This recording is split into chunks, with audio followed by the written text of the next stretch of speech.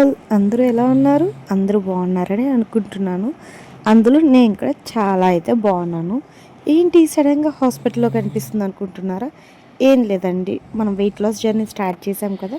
So, కొంచెం body చెకప్‌కి అయితే వచ్చాను.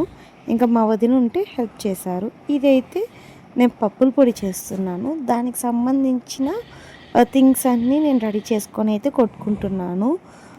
చాలా వరకైతే ఒక చిన్న ఇదిగా కూడా స్టార్ట్ చేస్తున్నాను. అంటే మమ్మీకి ఇంకా రిలేటివ్స్‌కి అయితే ఇస్తున్నాను. కొంచెం టేస్ట్ చేసి దాంట్లో ఏదైనా సజెషన్స్ చెప్తారేమో అనేసి. ఫస్ట్ టైం మా ఇంట్లో నేను పప్పుల పొడి చేస్తున్నాను కాబట్టి అందరికైతే ఇస్తున్నాను.